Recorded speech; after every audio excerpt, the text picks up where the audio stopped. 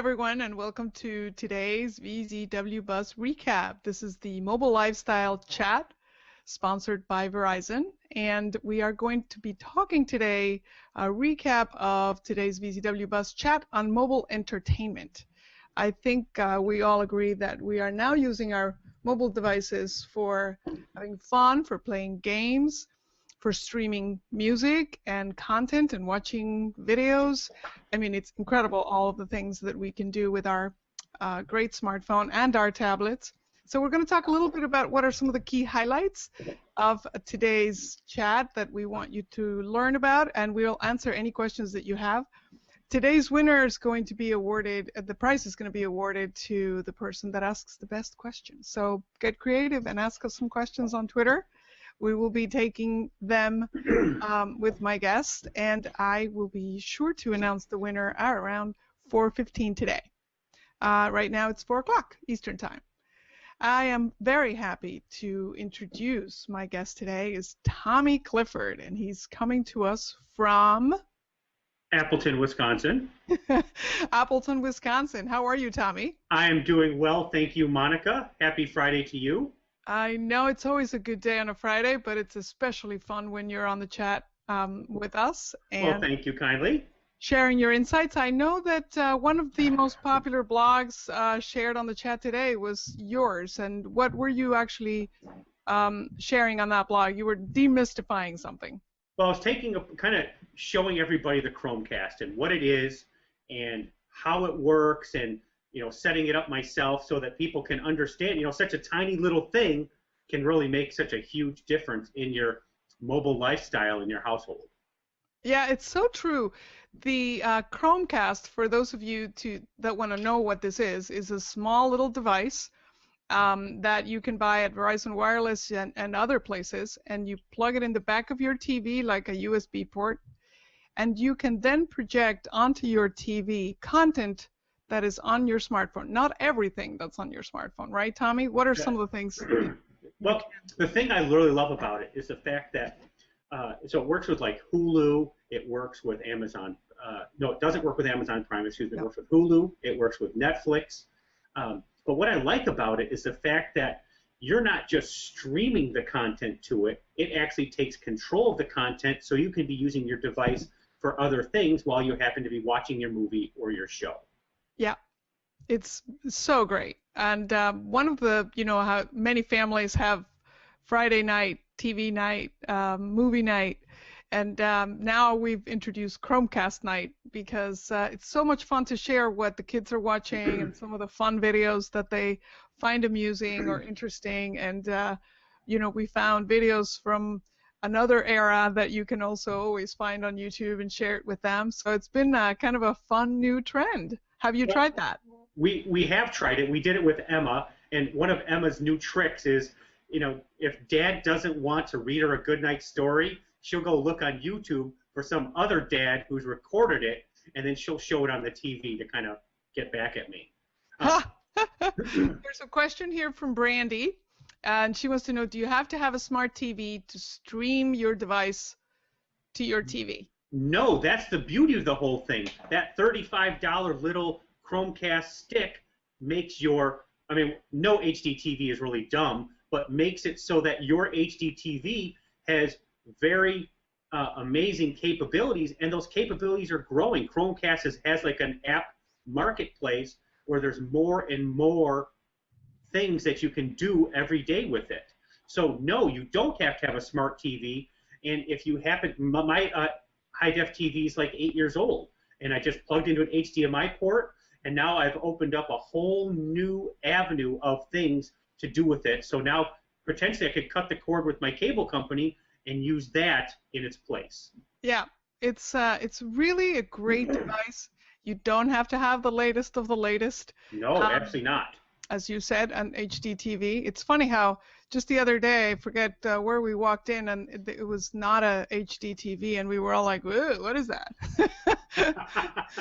You're like, it doesn't look so good anymore. How did we even watch that? And, I have no idea. No idea. But we do what we do. So Another great thing I think for people to know, some of you are obviously experts on streaming music, but what are the services and how do they work, Tommy? Well, two of the services that I really like is Pandora, and something that's kind of new is Amazon Prime Music. Hmm. Pandora has a free version and a paid version. I have not paid for Pandora, but I do use it along. And basically, it's a service where you can find different channels, and it is ad-based. So every certain amount of songs, you will get an ad, and it only allows you to like skip a certain amount of songs per hour. So it makes sure that you're actually listening to it and you're not skipping ad content. Uh, Hmm. I really like that one. But then my new favorite is Amazon Prime Music. Because I'm an Amazon Prime member, there's a certain amount of music that is accessible only in the cloud. You don't get to copy it to your hard drive, but you can access all these different albums and genres, and it's kind of fun to explore all for free, all part of your Amazon Prime membership. Oh, that's a really good benefit of that Prime membership, even if Absolutely. the price went up a little bit, but they're adding, a lot of value to it. They So. are. They are. Amazon Prime, I think, is a great kind of little hidden gem within the Amazon empire that people are really starting to find out about. Yeah, it's interesting how there's a lot of different ecosystems. I know Samsung has a music service, so a lot of the companies like Amazon and Microsoft and many others are, kind of giving you these options on ecosystems. And oftentimes, one of the hardest things to do is if you have a music library, how do you use it? How do you enjoy your music across other platforms and services, right? And that's a really hard thing. Like Apple's got its iTunes Match, so you can see your music across different devices. There are some cloud-based music services, but we have to be. They're all very careful because they still have the big labels don't want you copying that music for obvious reasons, and you Hmm. have to make sure to pay your royalties. So sticking with a Pandora or a Spotify, and then you throw in some of those awesome Bluetooth speakers, and you can have yourself an amazing hi-fi system without a whole heck of a lot of money and without all those albums and CDs that you used to have. Yeah. Yeah, it's so fun. I still look at my CDs and I think, oh my gosh, how could I what do I do with these now? I have a collection, and I'm thinking to myself, I just got to take it to like the CD go round place and just ditch them. But I don't know, I can't do it yet. No, exactly. Although you can load them onto your devices, right? And Abs- pick and abs- select ab- playlists, so it's Absolutely. possible to bring them all together. Yeah, I think that's the reason I can't ditch them is because I've digitized them all, and if then I ditch them, then I'm not legal anymore. So there's a good legal reason to keep them around. That's true. This is very true. Very good point. You need to keep those CDs if you put them on your computer so that the record labels know that you indeed purchased them. Absolutely. Um, Tommy, talk to me a little bit about streaming movies. What are your favorites and how do you do it at home? Oh, I think my big favorite has got to be Netflix. And Netflix, through my good friend the Chromecast or my good friend Apple TV, works equally as well. We For Christmas we got a Nintendo Wii, and Netflix shows up there also. As far as you can add Amazon Prime to your Nintendo Wii. But when I'm gonna stream like network TV and network TV shows, then Hulu Plus is really the way to go for at least me and my family. Yeah, I love Hulu Plus. I find it so so fair as far as the small commercial breaks, and I can find everything that I like on there. Anything else that you use? It's really those big three. What we do YouTube. We use YouTube a All right. lot. But if Mhm. we're really looking for paid content to be able to buy movies, it's usually services that I paid for, Netflix and Amazon Prime. Mhm. Yeah, that's great. I haven't had too much luck finding a lot on Amazon Prime myself, but certainly I love the Hulu Plus and HBO Go is one of the another Oh, great HBO to apps. go, absolutely. Yep, good. They've done a lot of work on that. Yeah, they have. They have. What are some of your favorite HBO shows, Tommy? Well, to be fair, I don't have HBO. Oh, you don't? Okay, So so you don't watch anything. no, I don't have HBO. But right now on Netflix, it's Breaking Bad. That's my big sin of the day is Breaking Bad, and I can't get through that series fast enough. Yeah, oh my gosh, I was telling you before the show started, and Marty and Misty, our producers, that I think by far this is my favorite show of all time, the Breaking Bad, for So sure. Becky and I have like a little list. It's going to be Breaking Bad, then House of Cards, and we have some series. I don't know how you could watch a show and then have to wait a whole week to watch the next episode and then have to work through the commercials. I couldn't do it.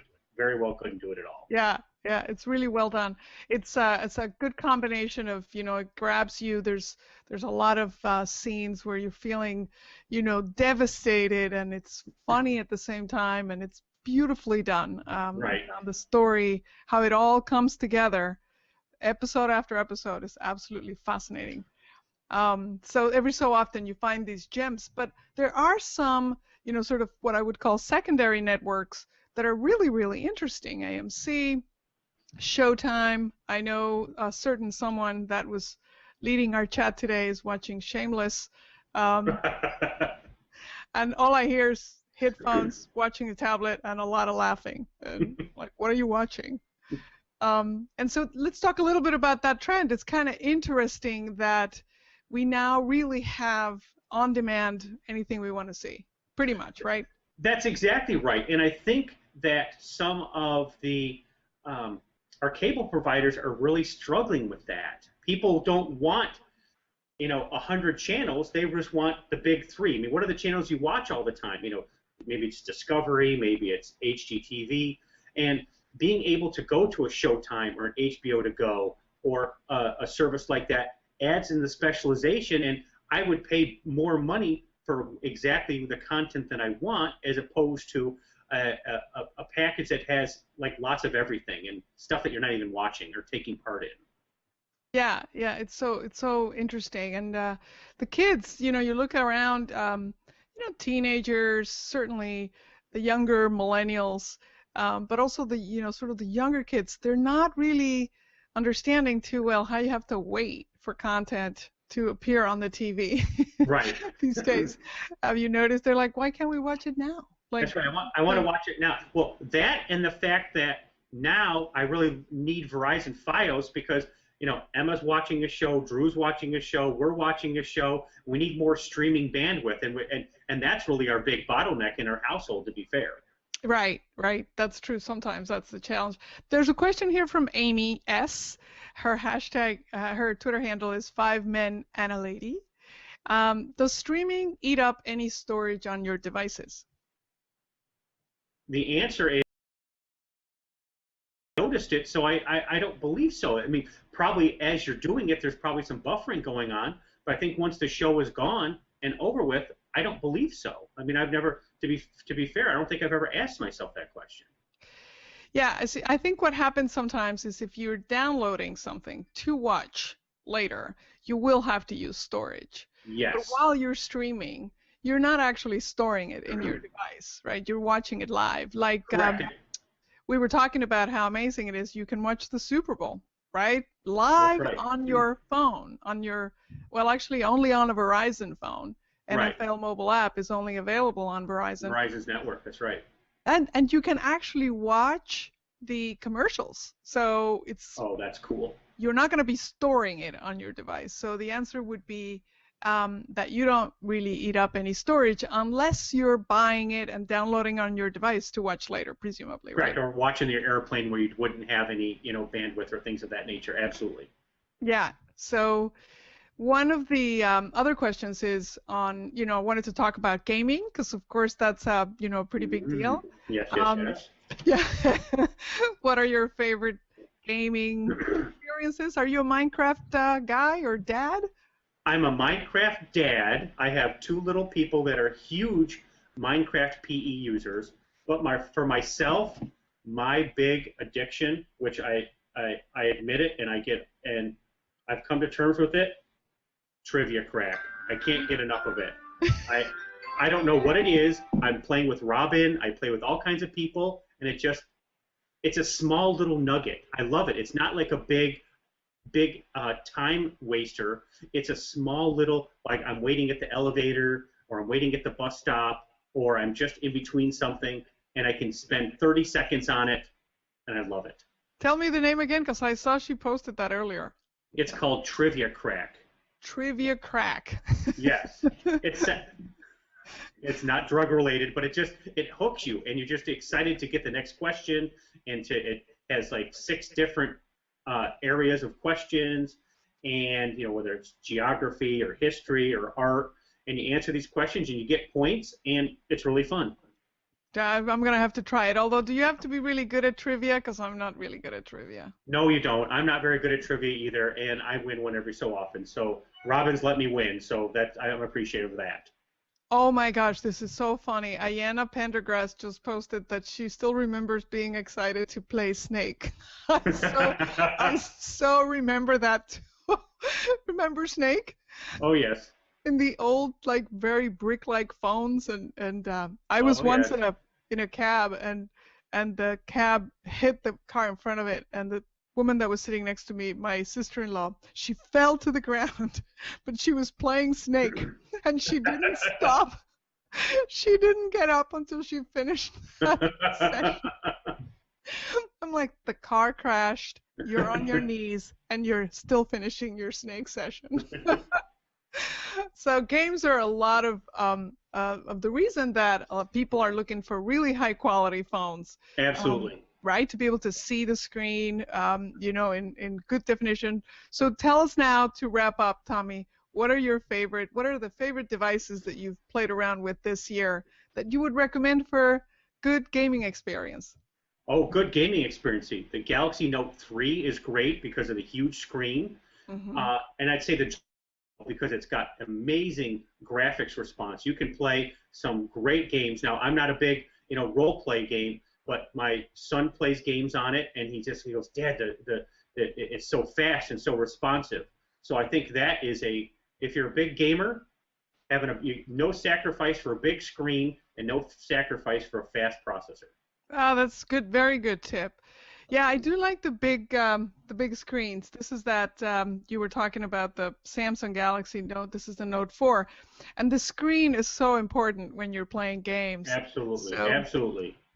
I want to remind everyone, if you're in Virginia, that Entellus is leaving the market, and you are now able to switch to Verizon. Verizon Edge is a great plan, right? Because you can actually upgrade more frequently devices, right, Tommy? You and I like to upgrade. Oh, absolutely. Really frequently. It's chronic. It's chronic. Upgrade crack, maybe. That's my game. Upgrade crack. There's another good term there. So be sure and tag more VA for a chance to win something too in the next couple of weeks. So if you're in that area, consider Verizon, switching to Verizon. Don't let Entellus, who's leaving the market, tell you where you should go. And we do have a winner of the Moto X. It's this beautiful phone. I saw it earlier. I just didn't want to take it out of the case. I opened it up and I thought, oh, it's beautiful. It's got this beautiful bamboo finish. So you're going to love this device. And the winner is B. Donahue 2012. Congratulations. Congratulations. Brandy. Brandy is her name. Congratulations. I think you're looking for how much memory does it have. I am not really sure, but the specs we will be able to post. Actually, you're going to get the phone to see it. But also, if you look online, the Motorola, it's made by Motorola. It's the Moto X. And the one you're getting has this pretty bamboo finish. So congratulations, Tommy. Thank you so much for your advice and your tips and your amazing blog, which I still keep looking on the stream. It's still going around. Robin just reposted it. Thank you for having me, and I appreciate being able to be a part of this great team. We love you, Tommy, and everyone on the team. Thank you to Robin, Misty, Marty, the Tech Dad, and everyone who came from the VZWBuzz team. We love having you on the chats. Thanks for joining us. Next week, we talk about mobile photography. So be sure to tune in. It's one of our most popular chats, and we talk a lot about all of the new filters and tools that you have that you can use to create great shots. Instagram, everybody. So thanks again. Have a great weekend.